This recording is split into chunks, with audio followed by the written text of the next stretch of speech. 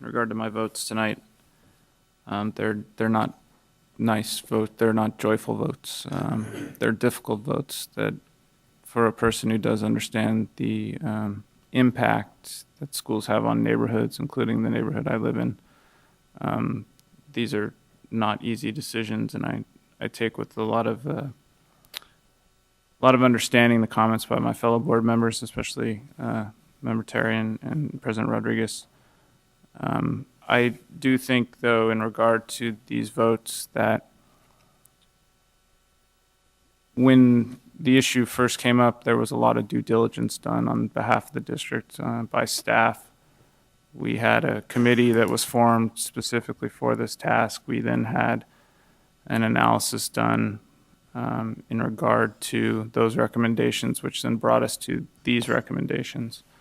So I do believe that there's been a lot of forethought to it. It doesn't make it any easier, but I did come to the specific conclusion that our enrollment's decreasing, our budgetary pressures are enormous, and to alleviate some of this burden, difficult decisions have to be made, like closing schools. So I'm sympathetic, I'm empathetic, but in the end, that's where I stand, and I just wanted to make that clear for everyone. It's with a really heavy heart that, listen to all this talk on school closures, but, I've committed myself to having to support these school closures, even if they go down, just because of our budget. And similar to Vice President Cuneo, I think that, it's very difficult decisions, but we are in a crisis here. But just on principle, I feel like I have to support the school closures. We're last meeting, we're talking about cuts to all our programming and arts and music and having no counselors. I mean, there aren't any easy or good decisions. So, it is certainly not, I don't want to have to be in this position, but this is the position I feel that we're in. And I wanted to just state that as well. I guess, I have to offer what staff has talked about and questions that I ask staff often when it comes to making tough decisions, which is, would you have your child in that school? Or would you have your child walk? And I have to say, as I sit here, I can't just let it go unsaid. But when it comes to these two schools, when it came to CP Huntington, and when it came to AM Wynn, when I asked staff about the real prospects of eliminating home-to-school transportation and about having their child having to walk to school, would they want their child to walk to school? Would they allow their child to walk to school? And when staff tells me no, then I have to offer that. And I visited Lincoln recently and drove from Lincoln to Wynn. It's a very difficult situation to have to make that walk. And so the parent with a kindergarten student, I have a kindergarten student starting next year. And I wouldn't make that walk with that child. And I wouldn't allow that child to make that walk.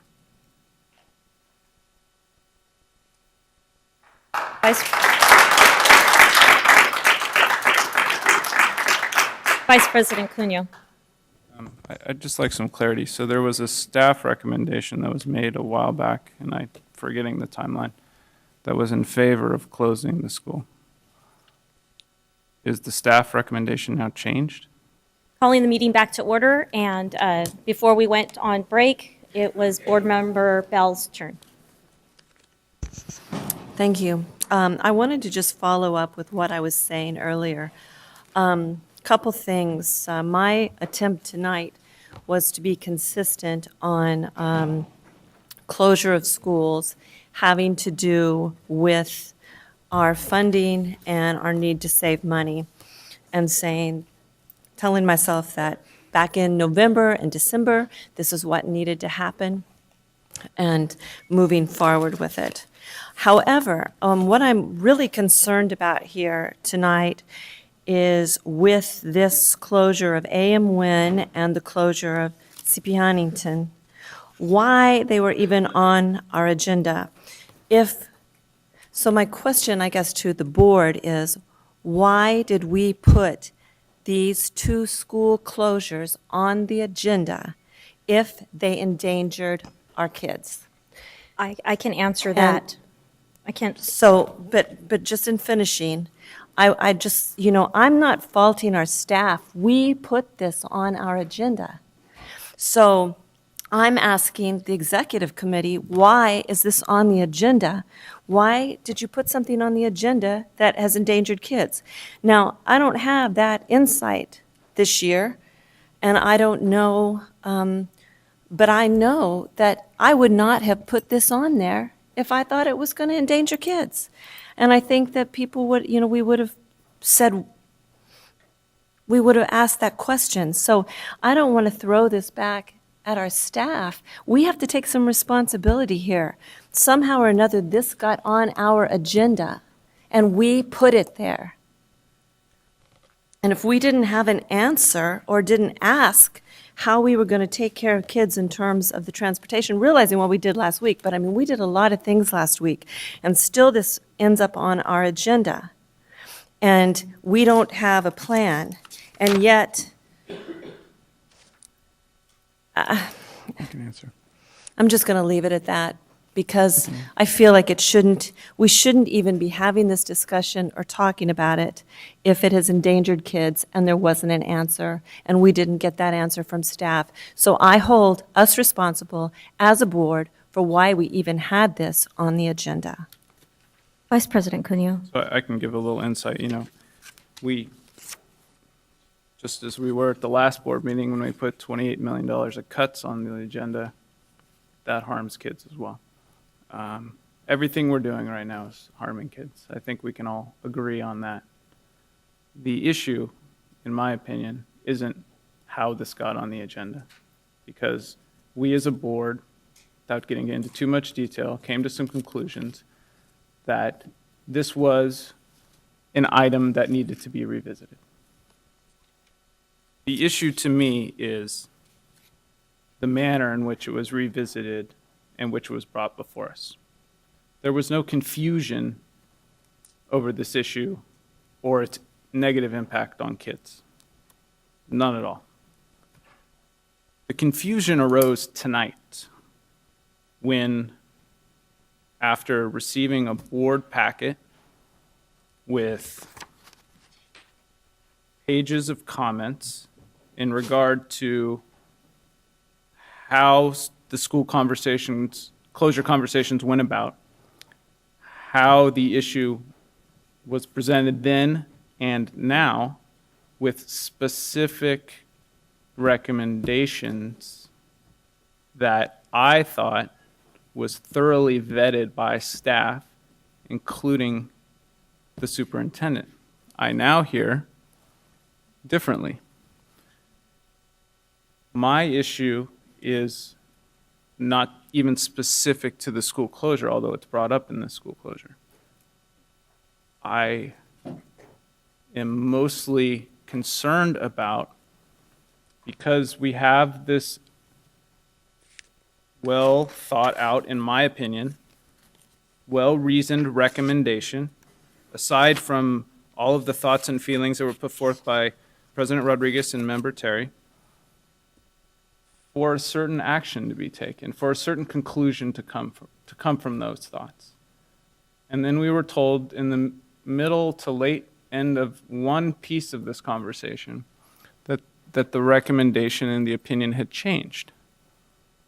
My issue then is that it makes it difficult for me going forward to rely on the recommendations I'm getting. That's what I see as the issue for me. I don't know if that answered your question, but that's kind of how I look at things. Thank you. Member Kennedy. I'm going to weigh in very briefly on this because we were so far off of what the topic and what these people are here for. You know, this is, once again, we find ourselves as a board bickering as adults. We did it last time on our stipends. We're doing it this time on what staff recommendation is or what staff recommendation isn't. Staff recommendation is just that. It's a recommendation.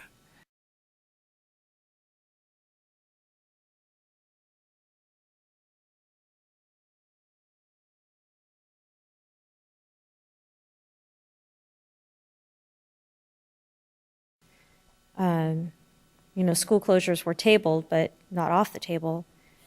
You know, they had every intention to revisit. You know, we have others saying we need to cut schools. You know, nobody likes to say that, but because it impacts families and jobs, but we're not the size of the district we used to be. You know, there's even reference to the board being a board of inaction.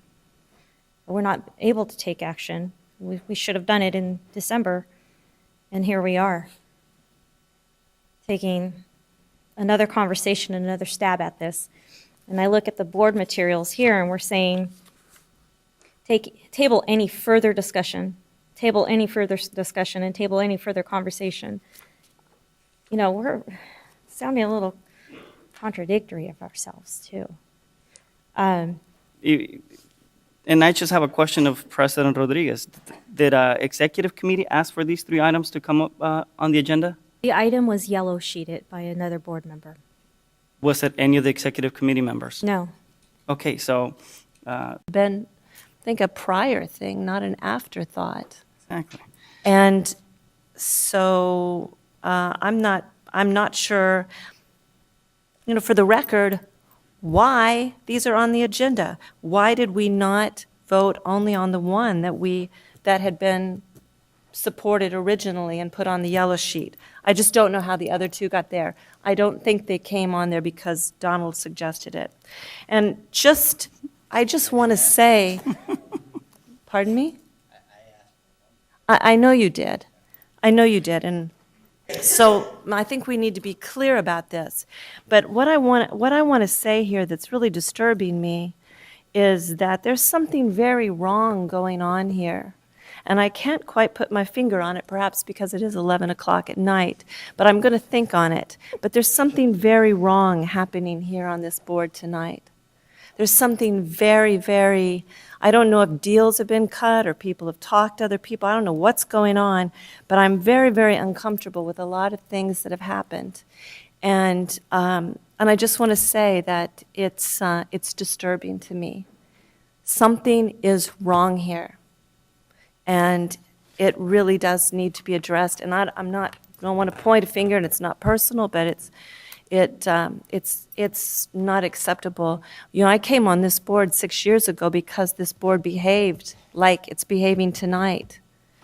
And I wanted to make a difference and change that. And I feel like I was able to do that over these past 6 years. But I feel like right now I'm in a place where that is getting more and more difficult.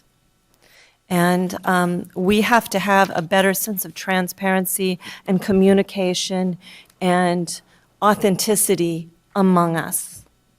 And if we can't have that, then we cannot do the work that we're required to do and make these hard decisions. This is no joke, and this is not fun. And there is no way that any of us want to hurt kids. I hope. And so we better figure out ways that we're going to communicate and be more transparent, because right now I feel like an outsider.